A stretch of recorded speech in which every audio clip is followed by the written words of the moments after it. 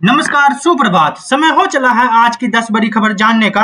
दिल्ली की मुख्यमंत्री रेखा गुप्ता को युवक ने मारा थप्पड़, बीजेपी ने जताई कड़ी नाराजगी। दिल्ली की मुख्यमंत्री रेखा गुप्ता पर बुधवार को जन सुनवाई के दौरान हमले की कोशिश का सनसनीखेज मामला सामने आया है। कार्यक्रम के दौरान मौजूदा एक युवक ने अचानक मंच पर चढ़कर मुख्यमंत्री को थप्पड़ मार दिया। इस घटना के बाद मौके पर अफरा तफरी मच गई। सुरक्षा कर्मियों ने तत्परता दिखाते हुए आरोपी युवक को वहीं पर दबोच लिया और पुलिस के हवाले कर दिया। जानकारी के मुताबिक आरोपी एक शिकायत पत्र लेकर मुख्यमंत्री आवास पहुंचा था। वो पहले उस पत्र को हवा में लहराते हुए तेज आवाज में कुछ कहने लगा और देखते ही देखते मंच की ओर बढ़ा। जब तक सुरक्षा कर्मी कुछ समझ पाते उसने मुख्यमंत्री के करीब पहुंचकर थप्पड़ मार दिया। प्रत्यक्षदर्शियों के अनुसार हमलावर ने मुख्यमंत्री रेखा गुप्ता का हाथ पकड़ने की भी कोशिश की। हमलावर की पहचान राजेश के रूप में हुई है। शख्स की उम्र 40 साल बताई जा रही है और वो राजकोट से दिल्ली आया था। पुलिस उसे सिविल लाइंस थाने ले जाकर पूछताछ कर रही है। घटना के बाद मुख्यमंत्री को कुछ देर के लिए भीतर ले जाया गया। उन्हें मामूली चोट आई है, लेकिन उनकी स्थिति सुरक्षित और स्थिर बताई जा रही है। इस घटना को लेकर दिल्ली बीजेपी अध्यक्ष वीरेंद्र सचदेवा ने तीखी प्रतिक्रिया दी है। उन्होंने इसे लोकतंत्र पर हमला बताते हुए कहा कि जनप्रतिनिधियों की सुरक्षा से कोई समझौता नहीं किया जा सकता। सचदेवा ने इस पूरे प्रकरण की जांच और दोषी के खिलाफ सख्त कार्रवाई की मांग की है। हमले के बाद मैं सदमे में थी। खुद पर हुए अटैक के बाद सीएम रेखा गुप्ता का पहला बयान। दिल्ली की मुख्यमंत्री रेखा गुप्ता पर बुधवार सुबह जन सुनवाई के दौरान हुए हमले के बाद उनका पहला बयान सामने आया है। सीएम गुप्ता ने इसे सिर्फ अपने ऊपर हमला नहीं बल्कि जनता की समस्याओं को हल करने की उन प्रतिबद्धता पर कायराना कोशिश बताया है। उन्होंने कहा कि इस हमले के बाद वो सदमे में थी, लेकिन अब वो बेहतर महसूस कर रही है। सीएम रेखा ने अपने ऑफिशियल एक्स हैंडल पर पोस्ट शेयर करते हुए लिखा, आज सुबह जन सुनवाई के दौरान मेरे ऊपर हुआ हमला केवल मेरे ऊपर नहीं बल्कि दिल्ली की सेवा और जनता की भलाई के हमले संकट पर किया गया एक कायराना प्रयास है। स्वाभाविक है कि इस हमले के बाद मैं सदमे में थी, परंतु अब बेहतर महसूस कर रही हूँ। मैं अपने सभी शुभचिंतकों से निवेदन करता हूँ कि कृपया मुझसे मिलने के लिए परेशान न हो। मैं बहुत जल्द ही आपके बीच काम करती हुई दिखाई दूंगी। मुख्यमंत्री ने आगे लिखा, ऐसे हमले मेरे हौसले और जनता की सेवा के संकल्प को कभी तोड़ नहीं सकती। अब मैं पहले से कई अधिक ऊर्जा और संपन्न के साथ आपके बीच रहूंगी। जन सुनवाई और जनता की समस्याओं का समाधान पहले की तरह ही गंभीरता और प्रतिबद्धता के साथ जारी रहेगा। आपका विश्वास और समर्थन ही मेरे सबसे बड़ी ताकत है। आपके अपने स्नेह, आशीर्वाद और शुभकामनाओं के लिए मैं हृदय से आपका अभिवादन करता हूँ। पाकिस्तान में बारिश से 700 से ज्यादा मौतें, तबाही के लिए भारत पर मढ़ा आरोप। पाकिस्तान इस समय भारी मानसून बारिश और बाढ़ की तबाही से जूझ रहा है।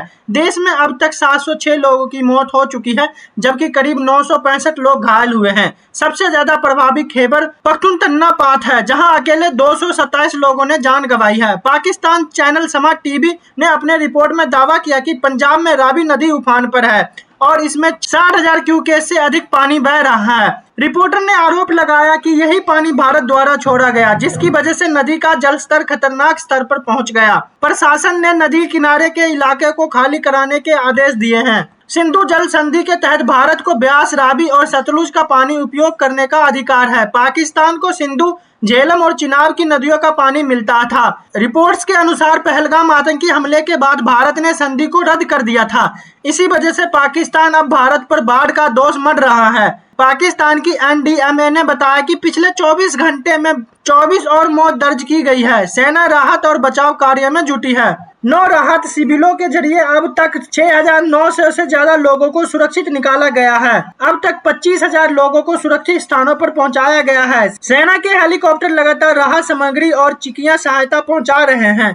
पाकिस्तान मौसम विभाग ने चेतावनी दी कि आने वाले 24 घंटे में देश से ज्यादातर हिस्सों में तेज हवाएं और बारिश होने का खतरा बना हुआ है। डूब गया जालंधर का चप्पा चप्पा, देखे तस्वीरों में हाल। पंजाब में आज सुबह से कई जिलों में भारी बारिश हो रही है। कुछ घंटों की इस बारिश ने जालंधर शहर को पूरी तरह पानी में डुबो दिया।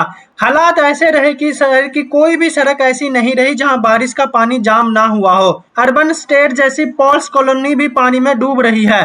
भारी बारिश के कारण काम पर आने जाने वाले लोगों को भारी परेशानी का सामना करना पड़ा। बारिश के दौरान शहर की सभी सड़कों पर कई फुट पानी भर गया।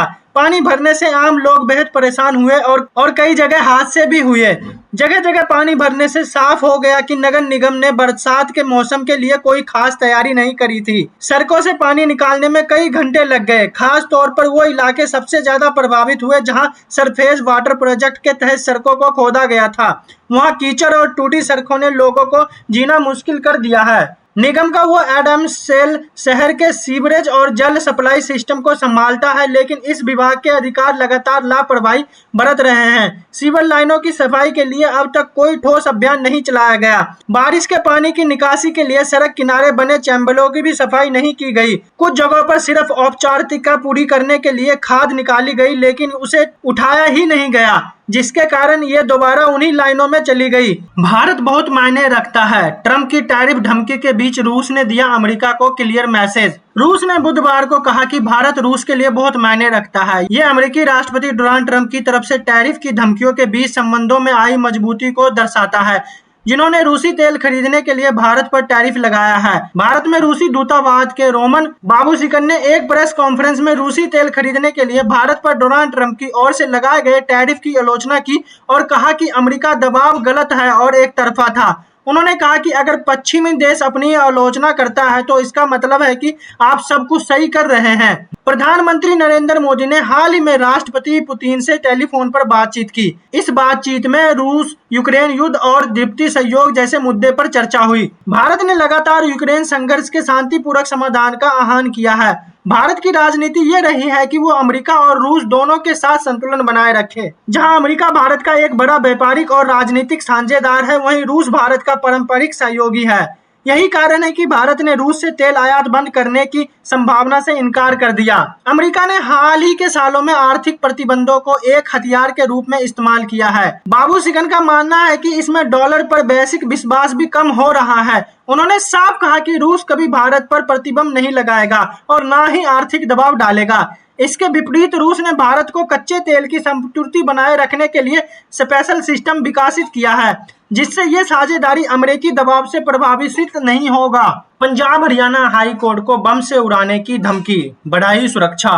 पंजाब एवं हरियाणा हाई कोर्ट को बम से उड़ाने की धमकी एक ईमेल के जरिए दी गई है, जिसके बाद पुलिस ने हाई कोर्ट की सुरक्षा और कड़ी कर दी है। पुलिस के साथ साथ बम निर्देशक दस्ता टीम भी मौके पर पहुंच गई है। बताया जा रहा है कि यह धमकी हाई कोर्ट के रजिस्टर के मेल पर आई है। फिलहाल पूरे परिसर में तलाशी अभियान चलाया जा रहा है। हाई कोर्ट में आने जाने वाले व्यक्तियों को कड़ी जांच की जा रही है। खबर लिखे जाने तक कोई संदिग्ध वस्तु बरामद नहीं हुई है और पुलिस जांच में जुटी हुई है। मैंने इस्तीफा दिया था, विपक्ष ने लोकसभा में लगाया संविधान मत तोड़ो का नारा, तो गुस्से में क्या बोले अमित शाह। होम मिनिस्ट्री अमित शाह ने लोकसभा में बुधवार को संविधान संशोधन विशेष सम्मेलन 3 बिल पेश किए। तीनों विधेयक पेश करते ही विपक्ष के सांसदों ने संविधान को मत तोड़ो के नारे लगाए। कांग्रेस के एक सांसद के सवाल पर अमित शाह ने कहा कि मुझ पर झूठे आरोप लगाए थे। मैंने अरेस्ट के बाद मैंने इस्तीफा दिया था। जब तक मैं अदालत से बरी नहीं हो गया था, मैंने अपना पद दोबारा नहीं संभाला। इस विधेयक के मुताबिक प्रधानमंत्री और मुख्यमंत्री सहित किसी मंत्री के किसी अपराध में शामिल होने पर 30 दिन के भीतर पद छोड़ने का प्रावधान किया गया है।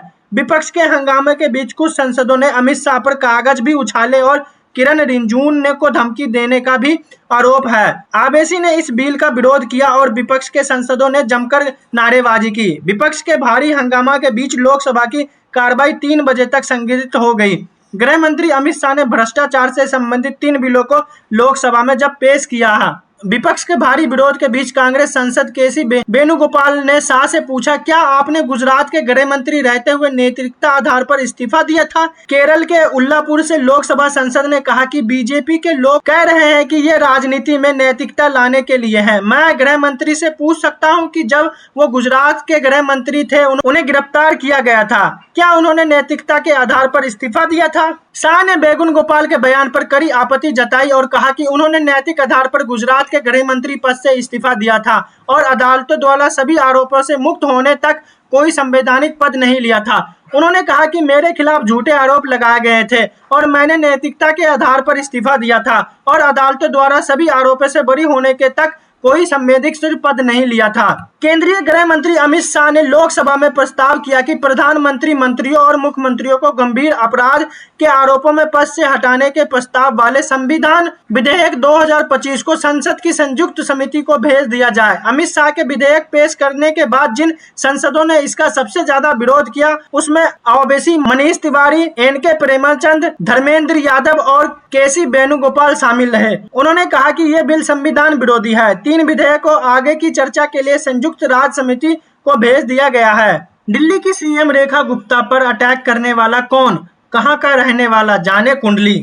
दिल्ली की मुख्यमंत्री रेखा गुप्ता उनके सिविल लाइन स्थित आवास पर एक शख्स ने हमला किया है। इस हमले में सीएम गुप्ता को हल्की चोट आई है और रेखा गुप्ता को गंभीर चोट नहीं आई है। दिल्ली पुलिस ने रेखा गुप्ता पर हमला करने वाले शख्स को दबोचकर पूछताछ शुरू कर दिया है। दिल्ली पुलिस कमिश्नर और मुख्य सचिव घटनास्थल पर पहुंच चुके हैं। दिल्ली पुलिस के सीपी ने गृह मंत्री को घटना की जानकारी दी है। दिल्ली पुलिस अब आरोपी की कुंडली खंगाल रही है।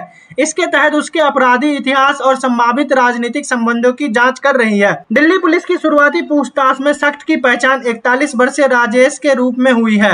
आरोपी शख्स गुजरात के राजकोट का रहने वाला है।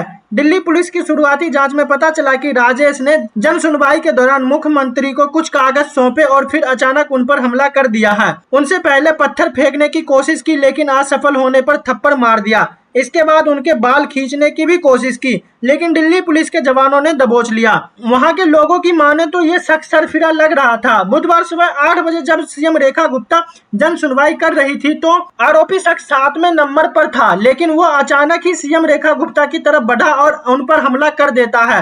सीएम रेखा गुप्ता की सुरक्षा में तैनात दिल्ली पुलिस के जवानों ने उन्हें तुरंत हिरासत में लेकर पूछताछ कर रही है। इस घटना ने न केवल सियासी हलकों में हलचल मचाई है बल्कि आम जनता के बीच में सुरक्षा को लेकर चिंता बढ़ा दी है। आर अश्विन का फूटा गुस्सा, यशस्वी जायसवाल को ड्रॉप करने के फैसले पर सिलेक्टर को लिया आड़े हाथ। बीसीसीआई की चयन समिति के प्रमुख अजीत अजहर ने एशिया कप 2025 के लिए भारतीय टीम का ऐलान किया लेकिन इस टीम चयन ने कई सवाल खड़े कर दिए। सबसे चौंकाने वाला फैसला रहा युवा ओपनिंग बल्लेबाज यशस्वी जायसवाल को ड्रॉप करना। वहीं दूसरी ओर सुमन गिल की वापसी हुई और उन्हें उप कप्तान की जिम्मेदारी भी सौंप दी गई। जायसवाल के ड्रॉप करने पर पूर्व भारतीय ऑफ स्पिनर आर अश्विन ने भी नाराजगी जाहिर की। दरअसल यशस्वी जायसवाल जिन्होंने T20 वर्ल्ड कप 2024 में भारत के बैकअप ओपनर के रूप में जगह बनाई थी, अब अचानक उन्हें एशिया कप के लिए भारतीय टीम स्क्वाड में शामिल नहीं करके हर किसी को हैरान कर दिया।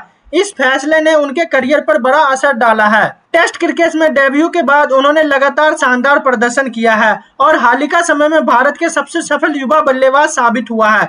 चाहे टेस्ट हो या T20 उन्होंने हर मौके पर खुद को साबित किया। फिर भी टीम से बाहर होना उनके लिए बड़ा झटका है। चयन को लेकर अनुभवी स्पिनर रविंद्र चंद्र अश्विन ने खुलकर अपनी नाराजगी जताई। अपने YouTube चैनल पर अश्विन ने कहा कि जायसवाल के टीम से बाहर होने का असर उनके खेलने के अंदाज पर पड़ सकता है। अश्विन ने आगे कहा कि जायसवाल को जैसे ही टेस्ट क्रिकेट में मौका मिला उन्होंने इसे दोनों हाथों से लिया।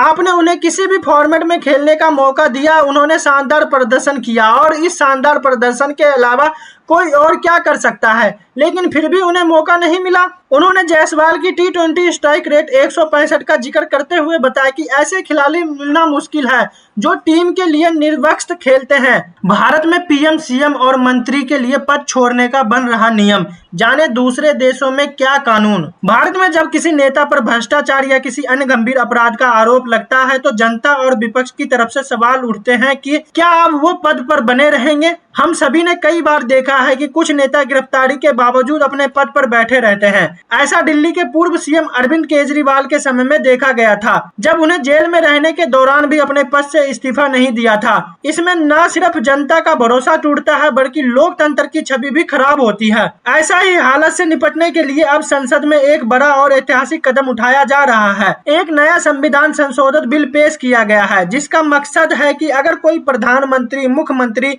या मंत्री किसी गंभीर अपराध में गिरफ्तार होता है और 30 दिन तक जेल में रहता है तो उसका पद अपने आप चला जाएगा। ऐसे में आइए जानते हैं कि क्या है नया नियम, क्या कहता है, कैसे काम करेगा और दूसरे देश में इसे लेकर क्या कानून है। नया संविधान संशोधन बिल भारत के संविधान में 2 जरूरी अनुच्छेद 75 और अनुच्छेद 164 में बदलाव की बात करता है। ये दोनों अनुच्छेद केंद्र और राज्य के मंत्रियों के पद और नियुक्तिकरण से जुड़ा है। अनुच्छेद 75 में प्रोविजन 5A और अनुच्छेद 164 में ऐसा ही एक नया प्रावधान जोड़ा जाएगा जो प्रधानमंत्री, मुख्यमंत्री, केंद्रीय मंत्री और राज्य मंत्री सभी पर लागू होगा।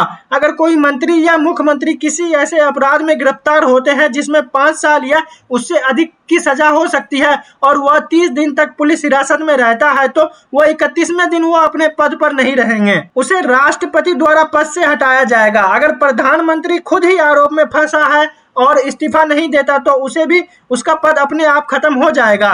भारत में कई उदाहरण हैं जब नेता गिरफ्तारी के बाद भी अपने पद से नहीं हटे। ऐसे मामले में सरकार की छवि खराब होती है और विपक्ष बार बार इस्तीफा की मांग करता है।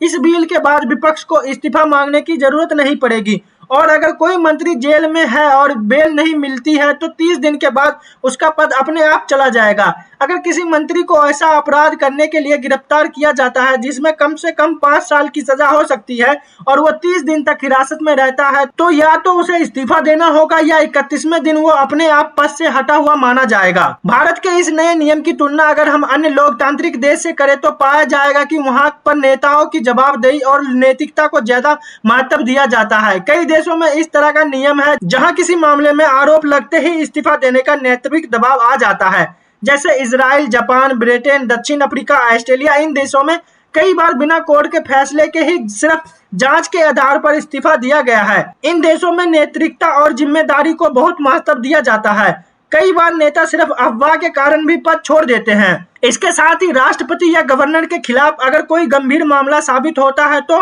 इंची चमेट की प्रतिक्रिया शुरू हो सकती है।